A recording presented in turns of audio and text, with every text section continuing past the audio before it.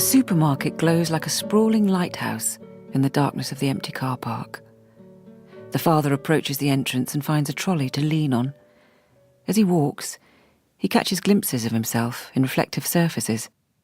Eye bags dip past his cheekbones. They are puffed with the unrealised hopes of constant Googling. Sometimes he doesn't recognise his reflection in the mirrored glass and metallic fittings. Sometimes he feels sorry for the jaded old man reflected there. He shuffles past the newspaper stand and turns left. He browses the greetings cards, looking for one that he might send to the Sun. But nothing will do. He trundles aimlessly down the electrical aisle, wondering if the Sun still has the new kettle. Perhaps he should buy another, in anticipation of the new kettle's inevitable disappearance. Or perhaps he should buy a microwave to replace the one that vanished last year. It would be a great relief to know that the Sun might eat something hot, if only for a matter of days or weeks. The father likes to imagine that there is something that will jog the Sun's memory and rescue him from the world he began to inhabit 20 years ago. It's just a process of elimination, he tells himself. But secretly he knows that he is engaged in a much harder operation. In the beginning, he thought the rescue would be easy. Equipped with a Say No to Drugs book and audio cassette, he set out to winch the Sun to safety. "Just say no," he pleaded.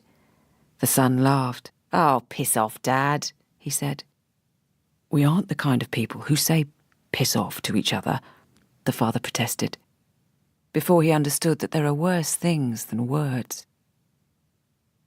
There were more books that alternately blamed and encouraged the father. The books all agreed on one thing: the Sun had to reach rock bottom before things would get better. The father thought that they had reached rock bottom when the Sun dropped out of college and didn't take his A-levels, despite being predicted a B in maths. Remembering this makes him laugh. His past expectations tickle him like a dry cough. He thought they were at rock bottom when the Sun stole £500 from the mother's bank account. He thought it again when the Sun borrowed the car and crashed it. The father was certain they were at rock bottom when the Sun was admitted to the psychiatric hospital, and he followed the nurses around, telling them that the Sun used to be good at maths, in order to give them some idea of the man they were about to rescue. When the Sun became homeless, the father was convinced that things couldn't get worse. And then the council housed the Sun in a basement flat of a block inhabited by social misfits and other drug addicts. Every subsequent incremental worsening of the Sun's life over the intervening years has led the father to think, "This is it, we're here at last," and he has settled in, made accommodations, and looked for the positive. There is nothing worse than death, he thinks. Where there is life, there is hope, he thinks. There has to be. There is. He won't have it that there's not. He is still following every degree of the Sun's slide to this elusive final destination, after which the rescue will assuredly take place. There are worse things than death, thinks the mother, as she awakes to discover cool, empty sheets where the father ought to be. She lies with her eyes shut for a few moments, trying to trick herself back to sleep, but it's no use. This is worse than death, she thinks. If the Sun were dead, she would have her memories. But pictures of the man he is are supplanting images of the boy he was, and even her former happiness is unravelling. She wishes that she could start again, disentangle or unpick the Sun like a piece of needlework. The Sun is her handiwork, her life's work, and she doesn't even like him. His front teeth are grey-brown and perforated. She cries over silly things like his teeth. She wants to say, "I drank a pint of milk every day when I was pregnant so that you would have good teeth, and I don't even like the bloody stuff." When he was small, the Sun used to sit on her knee while he watched television. If she tried to get up, he would hold her arms tight, fasten them around his trunky little waist and say, "Watch me, Mummy, watch me watching." She cannot watch him any more. There is solace in the 24-hour news channels. Whatever the atrocity, she thinks of the mothers. High school shootings, riots, stabbings and suicide bombers. Oh, their poor mothers, she thinks. At least her son isn't a murderer or a rapist. At least he's only ruined his parents' lives. She often wakes to an empty bed on Fridays and Saturdays, but occasionally the father also makes nocturnal excursions during the week. He says that he pops to the supermarket, but she knows he visits the son as well. She observes the changes in his vital signs, the wretchedness before the visits, the flatlining afterwards, and she's ready with defibrillating cups of tea on his return. The father manoeuvres his trolley out of the electrical aisle and pauses to stare at a crowd of store employees gathered around a television display.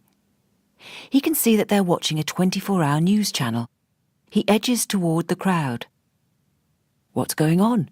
he asks a lad, with an enormous hole in his earlobe. "It's the rescue," the lad says. The father doesn't watch the news. He can't understand why the mother bothers with it. Depressing, miserable information from all over the world, brought straight to your front room by eager journalists, who would probably begin each report with, "Guess what?" if they could get away with it. "What rescue?" "You know, the miners from Chile. They're about to bring the first one up." He has a vague awareness of this story. The mother has mentioned it. The lad with the holy ear steps to one side, making space for the father to watch. The Chilean landscape is lunar, otherworldly. Men in hard hats and puffer jackets are clustered around a bright yellow A-frame.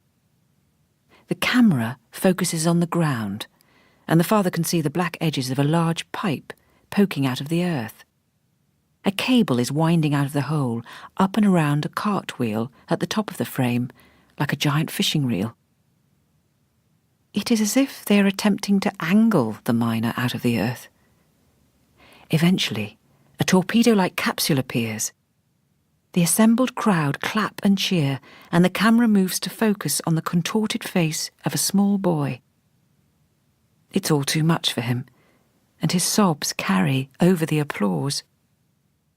The lad with the holy ear wipes his eyes. "It's one of those moments, isn't it?" he says. "Like 9/11 or Elvis dying. People will remember where they were when this happened." The father nods uncertainly. The capsule is opened, and the first miner steps out, wearing sunglasses, a red hard hat, and a cautious smile. The whistles and cheers resume, but the cries of the miner's son are again discernible as he rushes to embrace his father. "Back to work, then?"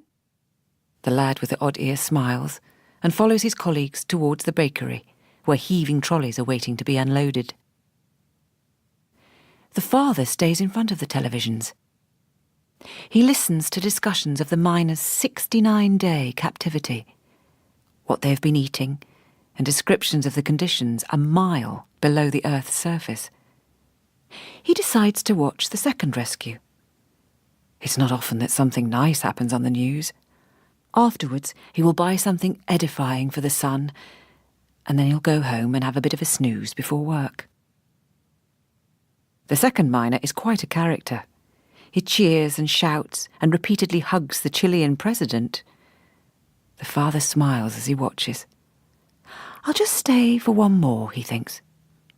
He'll be especially tired at work, but what can they do about it? He's only 2 years off retirement. After the third miner emerges, the father decides that he has time to watch the fourth and cautiously removes a dining chair from a display in the central aisle. He sits down in front of a television with the empty trolley at his side. The mother climbs out of bed with tentative slipper-finding feet.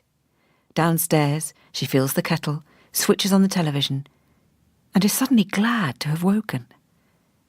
She sits on the sofa with a steaming mug of tea and watches as the fourth miner is freed. She has a little cry, calls herself a silly old cow, and boils the kettle again in preparation for the fifth rescue. The fifth man is the youngest, she learns, as she flattens a tea bag with the back of her spoon. His mother will be delighted, she thinks. It is almost 8 o'clock in the morning. The father will be late for work if he doesn't come home to get ready soon. She wonders exactly how long he's been gone and what he's bought. She's angry with him. She is sorry for him. And it is at moments like these that she despises the son. It has been a surprise to realise that her love doesn't stretch as far or run as deep as the father's. He still talks about rescue and rehab, still believes that change is possible. But no one can force the son. He has human rights, even though what is left of him is hardly human at all. At 8 o'clock, the lad with the holy ear comes back. "Finished my shift," he says. "Can't believe you're still here." "Last one," says the father. "Then I'm off home." "What number's this?" "Number 5. The youngest of them all. He's just a boy, really." The cable twists up from the depths of the earth. Finally, the rescue capsule emerges. The excitement of the miner's father is palpable, his smile joyous. Father and son embrace. The holy-eared lad blinks tears away. "I'm going home to watch the rest of it," he says. The father nods to him, gets up from the borrowed dining chair and walks outside into daylight. If he hurries, he can get home in time to change for work. But he doesn't go home. He drives across the city to a concrete tower block. He parks on the double yellow lines outside and, ignoring the keypad at the entrance, gives the reinforced door a shove. It opens, as he knew it would. He approaches the concrete stairs and begins the walk down, below ground level. The stairwell smells like a multi-storey car park. Piss stains and needles decorate each landing. The son lives at the very bottom. The corridor that leads to his flat is long and cavernous. 2 fluorescent light strips are bolted to the ceiling. One is smashed, the other sputters dimly. When he reaches the son's door, he stops. The door is blue, and it's stained in one corner with a fine spray of what looks to be blood. Obscenities are scrawled over it, and the number has been broken off. He could probably kick the door down. If he really wanted to, he could boot it off its hinges, storm inside and drag the son from his bed, or the sofa, or the floor. He could haul the son's bony frame over his shoulder, climb the concrete staircase and bundle him into the car. But he doesn't. He steps back until his spine touches the solid corridor wall, and then he edges to the floor. The cold of the concrete seeps through his trousers as he waits in the shadows for someone to rescue his son.